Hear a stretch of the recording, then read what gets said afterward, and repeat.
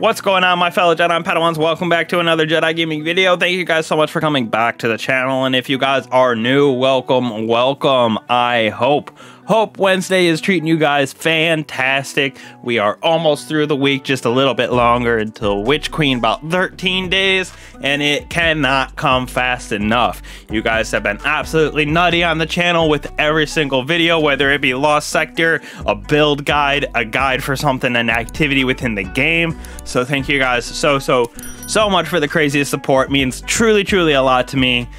I can't even explain it, so thank you guys again. And let's get into today's video, switching it up a little bit, going over some different items, exotics and weapons, legendary and exotics, that I think are going to pair super well with Void 3.0. Now, saying that, Void, instead of having its normal tree just like this, we're gonna get an upgrade as like Stasis has, where we will be able to throw on aspects and fragments like this, so there will be some crazy synergy that we will be able to build with Void coming up here inside of Witch Queen. So I think that these weapons that I'm going over are going to pair pretty well with their Void capabilities and then their actual perks on the weapon.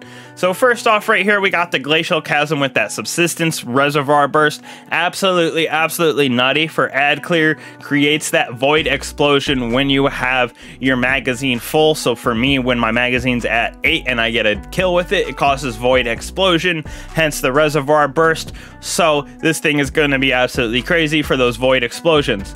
Same thing here, Feeding Frenzy Reservoir Burst. That Reservoir Burst on the fusion rifle is going to create those Void explosions. Hopefully we get some fragment and aspects that create, you know, extra wells, extra something that we can pick up. So I think that those Void explosions are going to be super essential for some crazy Void 3.0 build. Next, right here, one of my favorite weapons ever in Destiny, the Deafening Whisper grenade launcher. I have Ambitious Assassin and Snapshot on it. This grenade launcher is that waveform, so you throw it at the ground and it sends out a wave of Void. I think that this is going to be super fun for clearing some of those ads within Witch Queen, and hopefully, like I said, with those aspects and fragments, we'll be able to get some nice, good synergy with these weapons right here. Now, these two right here both use primary ammo, so you have unlimited ammo with both of these. This right here, when you get those headshots, you get those Void explosions that chase. So again, I think that this is going to pair well with having that synergy and Void explosions on it.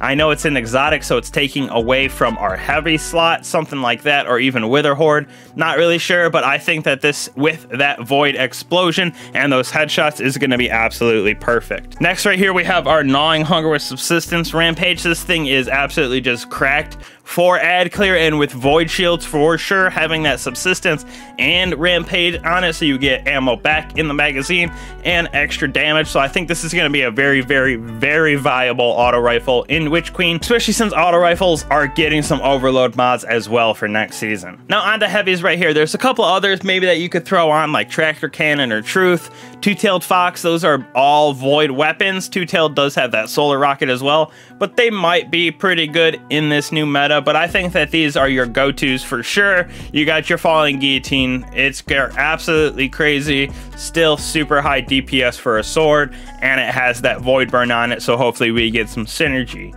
Right here, one of my favorite machine guns in the game, Commemoration, Feeding Frenzy, Rampage. I use it in Crucible a lot, but I think you can take this into the PvE realm. I have a couple other rolls with Reconstruction, Recombo on it, so it can hold a buttload of ammo, and it does hit super hard for a LMG. So we'll see what it comes to next season with the sandbox. Right here we got our Threaded Needle with Rapid Hit Vorpal. Absolutely crazy linear fusion. I think that they're still going to be super viable next season. I'm going to do a little video on the testing with the changes to Vorpal weapon, having different tiers of damage, whether it's a kinetic, primary, anything like that, energy, and heavy. This is still going to be a super good viable DPS weapon, especially with that Void Burn. Next right here, I think the Deathbringer is going to be a super good rocket for Void build synergy with those blow up explosions, kind of like a Nova Bomb. I think that this weapon right here is going to be super good for those Void synergy builds coming up here inside of Witch Queen. Last but not least, another heavy that we're getting next season with the Void Glaive, that exotic glaive glaive weapon that we're going to be able to craft. There's going to be class specifics, so you're going to get one for your hunter, one for your warlock, and one for your titan. Whichever one is void, I think is going to pair super well and is going to be used a lot next season. So I think that also, when we get it, is going to be another viable power weapon for Void 3.0. Next, I'm just going to go over 3 exotics that I think are going to pair really well with our Void subclasses coming up here. Like I said, we don't know how crazy the synergy is going to be, what kind of customization we're going to be able to have, but I do think that these 3 exotics for our Hunter, 3 exotics for Titan, and 3 exotics for Warlocks will be pretty solid to make as builds coming up here in Witch Queen. So first off, for the Hunter, we have our Graviton Forfeit exotic helmet right here. It improves your invisibility, both when you dodge to get invisibility and you throw smokes. So I think that this is going to be able to have some nice super long invisibility tricks on it once we get that synergy with Void 3.0. Next, right here, we got the Khepri Stings, instant smoke bombs with true sight and improved damage. So when you throw your smoke bombs and you stand in it, you can actually see like through walls where the enemies are. So I think that we're going to be able to get some pretty cool extra damage on the smoke bombs, extra wall hacks with the Khepri Stings, hopefully with that crazy Void 3.0 synergy. Last but not least, the tried and true Void exotic Orpheus Riggs grants us Deadfall and Morpheus Quiver energy, so those tether kills will last a little bit longer and you get that energy back on those kills. So we'll see what kind of synergy we can get with top tree tether, bottom tree tether, everything like that. See what kind of crazy builds we can come up with. For our Titan here, we got our Doomfang Palindromes right here. The Void kills give you super energy and improves your Sentinel shield, so you get those double throwing shields. Hopefully something around those lines stays with the different ways that we can have our Void super in Void 3.0. So I think that these are still going to be super meta for our Void Sentinel supers. Next, we got our Ursa Furiosa, not blocking the damage with Sentinel shield for more super energy. They kind of capped it at about 50% regeneration by using these, so hopefully there might be some little bit of ways we can get around that with the Void synergy, whether it be in an aspect or a fragment. By blocking damage, you get super energy, something like that, with one of those fragments that we can throw on that pairs on top of Ursa already. Last but not least, for our Titan right here, we're going to go with Heart of the Innermost Light, actually. So when you use one of your abilities, it briefly improves your other abilities. So you can throw down a shield, and then your grenade and melee have extra improved abilities on them, more damage, etc. like that. So I think if we get some crazy synergy, like I keep saying, that's the word of the day. I should have a little counter in the corner for Void.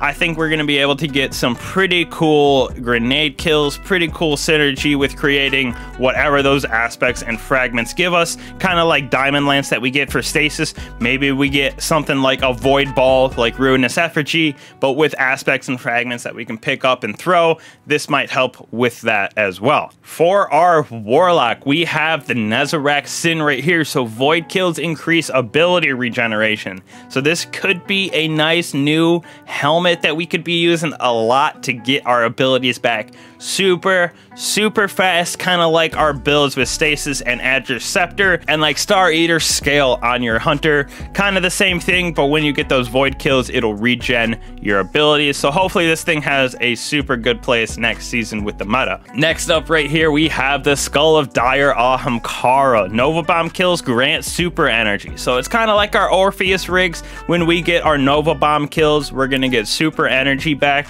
So I think that this is going to be a super good helmet to wear if you're running Nova Bomb with that Void 3.0, because you'll be able to get it back faster. So we'll see what kind of crazy aspects and fragments they give us to make this thing pop even more. Finally, we're gonna go with the Controverse holds on our Warlock because it has that improved charging for Void grenades. I know that Axion bolts are kind of nutty right now in PvP if you can get them to track, with the changes to all the grenade cooldowns and one-shots and different things like that that they made earlier this year and at the end of last year.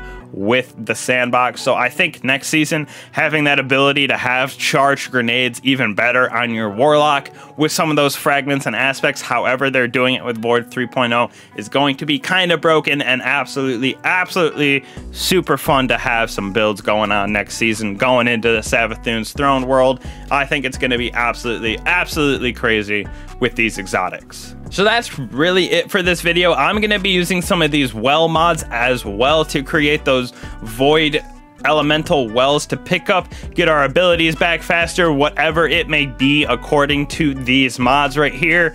But that's it for the builds. I think it's going to be super interesting next season to have that customization like stasis. So Void's going to be running all over the map in Witch Queen, and I am too excited for it. So thank you guys so much for watching. Hopefully this helped you guys prep for next season just a little bit, get some of these exotics if you don't have them, and we're going to come up with some super fun builds coming up in the future here. So thank you guys so much again. I'll catch you in the next one. Peace.